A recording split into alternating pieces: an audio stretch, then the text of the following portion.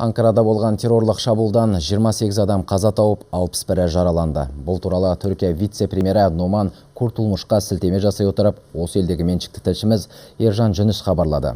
Естеріңізге саламыз, кеше Астана уақытымен сағат 22:30-да Анкара қаласының орталығы Қызылай алаңы маңында жойқын жарылыс болды. Содырлар жауынгерлер мінген әскери автобусты жарып жіберген. Әзірге лаңкестік шабуылды ешқандай ұйым өз мойнына алған жоқ. Бас прокуратура оқиға бойынша арнайы комиссия құрып, тергеу амалдарын бастады. Анкарадағы жойқын жарылыс түрк билігіндегі лауазымды тұлғаларды аяғына тік тұрғызды. Өйткені бұл жолғы лаңкестік оқиға көпшілік жиылатын қоғамдық орында не мемлекеттік мекемеде емес, қарулы күштердің жауынгерлеріне қарсы әдейі жоспарлы түрде ұйымдастырылды. Түркияның бас штабы таратқан ресми мәлімет бойынша содырлар әскери қызметкерлер мінген автобусты нысана қылған. Әскери автобус Мерасим көшесіндегі бағдаршамға тоқтай бергенінде лаңкестер мінген көлікте бомба іске қосылды.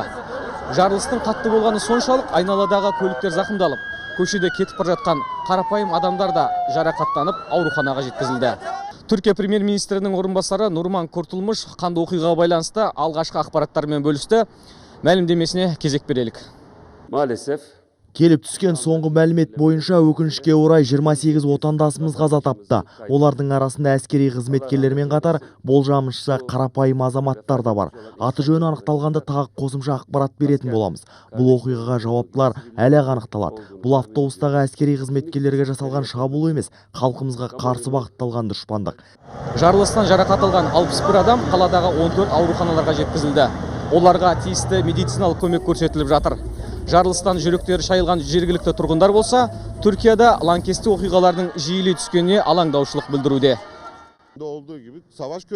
Әлемнің барлық елінде қазір тыныш емес. Терроризм мен экстремизм жаһандық сипат алып, жер бетіндегі адамзатқа қауіп төндіріп отыр. Қастандықтың құрбаны болуға қорқамыз. Туыстарым мен бала-шағамның өміріне ерекше алаңдаймын. Әрдайым сақтанып жүруге кеңес беремін, бірақ пешенемізге жазылғанын көреміз ғой. Анкарадағы террорлық оқиғадан соң Түркия президенті Реджеп Тайып Ердоғанның төрағалығымен қауіпсіздік кеңесі өтті.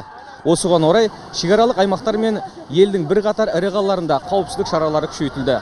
Жарылысқа байланысты түрік елінің мемлекет басшысы бүгін Әзербайжанға жасайтын сапарын кейінге шегерді. Атап өту керек, әзірге лаңкестік шабуылды ешқандай ұйым өз мойнына алған жоқ.